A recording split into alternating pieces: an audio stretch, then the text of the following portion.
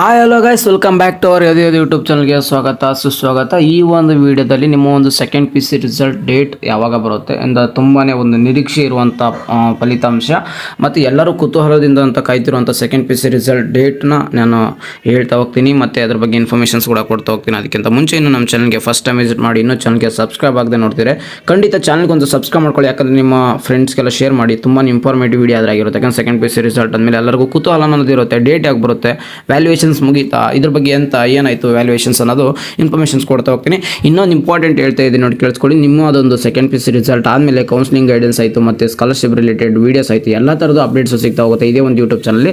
ನೀವು ಏನು ಮಾಡಬೇಕಂದ್ರೆ ನಮ್ಮೊಂದು ವಾಟ್ಸಪ್ ಚಾನಲ್ ಜಾಯ್ನ್ ಆಗ್ಬೋದು, ಇಲ್ಲಾಂದರೆ ಲಿಂಕ್ ಬೇಕಾದ್ರೆ ಡಿಸ್ಕ್ರಿಪ್ಷನ್ ಬಾಕ್ಸಲ್ಲಿ ಕಮೆಂಟ್ ಬಾಕ್ಸಲ್ಲಿ ಕೊಟ್ಟಿರ್ತೀನಿ. ಅಲ್ಲೋಗಿ ಜಾಯ್ನ್ ಆಗೋದ್ರಿಂದ ನಿಮಗೆ ವೀಡಿಯೋ ಮಾಡಿ ತಿಳಿಸೋಕ್ಕಾಗಿರಲಿಲ್ಲ ಅಂದರೂ ನಿಮಗೆ ಪ್ರತಿಯೊಂದು ಅಪ್ಡೇಟ್ಸು ನಾನು ಲಿಂಕು ಶೇರ್ ಎಲ್ಲ ಮಾಡ್ತಿರ್ತೀನಿ. ಹೋಗಿ ಅಲ್ಲೋಗಿ ಜಾಯ್ನ್ ಆಗಿ ನೀವು ನೋಡ್ಬೋದಾಗಿರುತ್ತೆ. ಬನ್ನಿ ವೀಡಿಯೋ ಸ್ಟಾರ್ಟ್ ಮಾಡೋಣ ಅಂತ ನೋಡಿ. ಮೊದಲನೇದಾಗಿ ಸೆಕೆಂಡ್ ಪಿ ಸಿ ರಿಸಲ್ಟ್ ಯಾವಾಗ ಬರುತ್ತೆ ಅಂತಂದು ಕನ್ಫರ್ಮ್ ಅಂತ ಹೇಳಿದ್ರೆ ಪಕ್ಕ ಇದನ್ನು 100% ಇರ್ಬೋದು.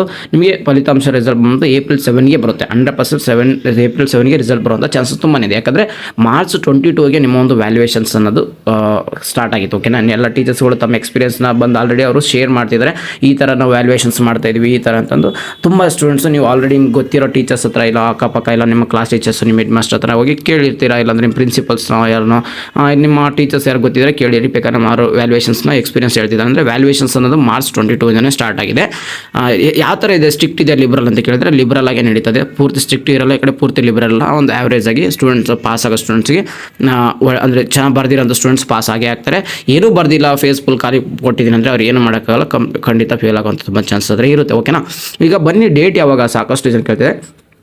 ಏನು ಗುರಿ ಇಟ್ಕೊಂಡಿದ್ದಾರೆ ಅಂದರೆ ಏಪ್ರಿಲ್ 5 ಒಳಗಡೆ. ಓಕೆನಾ, ಹೇಳ್ತೀನಿ ಕೇಳಿಸ್ಕೊಳ್ಳಿ. ಅನ್ನೋದು ವ್ಯಾಲ್ಯೂಯೇಷನ್ ಅನ್ನೋದು ಏಪ್ರಿಲ್ 5 ಒಳಗಡೆ ಎಲ್ಲನೂ ಕಂಪ್ಲೀಟ್ ಮಾಡಿಕೊಂಡು ರಿಸಲ್ಟ್ ಅನೌನ್ಸ್ಮೆಂಟ್ ಮಾಡೋಣ ಅಂತಂದು ಮಧು ಬಂಗಾರಪ್ಪ ಅವರು ಅಂದ್ಕೊಂಡಿರೋದು. ಓಕೆ, ಅವರು ಎಜುಕೇಷನ್ ಮಿನಿಸ್ಟರ್ ಆಗಿರ್ತಾರೆ.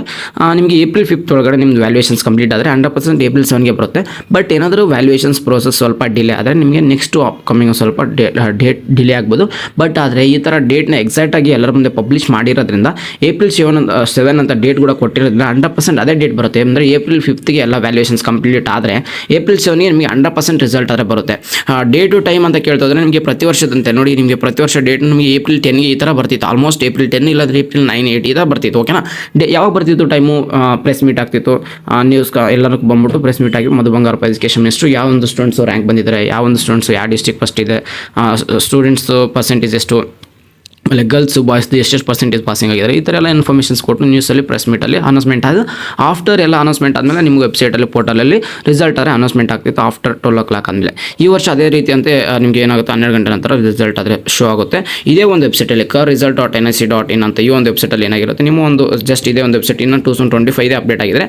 ಇಲ್ಲಿ ನಿಮಗೆ 2026 ದ್ವಿತೀಯ PUC ಫಲಿತಾಂಶ ಪರೀಕ್ಷೆ 1ರ ಫಲಿತಾಂಶ ಪ್ರಕಟಣೆ ಅಂತ ಬರುತ್ತೆ. ಇದರ ಮೇಲೆ ಕ್ಲಿಕ್ ಮಾಡಿಕೊಂಡ್ರೆ ಸಾಕು, ನೀವು ಹೋಗಿ ಏನಾಗುತ್ತೆ ರಿಜಿಸ್ಟ್ರೇಷನ್ ನಂಬರು ಮತ್ತು ನಿಮಗೆ ಸೆಲೆಕ್ಟ್ ಸಬ್ಜೆಕ್ಟ್ ಅಂತಂದರೆ ನೀವು ಆರ್ಟ್ಸ್, ಸೈನ್ಸ್, ಕಾಮರ್ಸನ್ನು ಕ್ಲಿಕ್ ಮಾಡಿಬಿಟ್ಟು ಸಬ್ಮಿಟ್ ಆದರೆ ನಿಮ್ಮ ರಿಸಲ್ಟ್ ಆದರೆ ಶೋ ಆಗ್ತಿರುತ್ತೆ. ಇದೇ ಒಂದು ಅಫಿಷಿಯಲ್ಸ್ ಬೋರ್ಡಲ್ಲಿ ಆದರೆ. ಬಟ್ ಇದು ಈಗ 2025 ಇದೆ, ಬಟ್ ಆದಷ್ಟು ಬೇಗನೆ 2026 ಕೂಡ ಬರುತ್ತೆ ಅಂತ ಹೇಳ್ತಾ ಈ ವಿಡಿಯೋದು ನಿಮ್ಗೆ ಏನಾದರೂ ಇನ್ಫಾರ್ಮೇಟ್ ಆಗಿದ್ರೆ, ವಿಡಿಯೋ ಇಷ್ಟ ಆಗಿದ್ರೆ, ನಿಮ್ಗೆ ನೆಕ್ಸ್ಟ್ KCT ಕೌನ್ಸಿಲಿಂಗ್ ಗೈಡೆನ್ಸ್ ಬೇಕಾಗಿದ್ರೆ, ನೀಟ್ ಆಯಿತು, JEE ಇದಾಯಿತು, ಮತ್ತು ನೆಕ್ಸ್ಟ್ ಫ್ಯೂಚರ್ಲಿ ತುಂಬಾ ಸ್ಕಾಲರ್ಶಿಪ್ ಬರುತ್ತೆ. ಯಾಕಂದರೆ ಸೆಕೆಂಡ್ PUC ಥರ ಎಲ್ಲರಿಗೂ ನೀವು ಯಾವುದೇ ಥರ SSB ಬಿಟ್ಟರೆ ಯಾವುದೂ ಸ್ಕಾಲರ್ಶಿಪ್ ನೋಡಿರಲ್ಲ.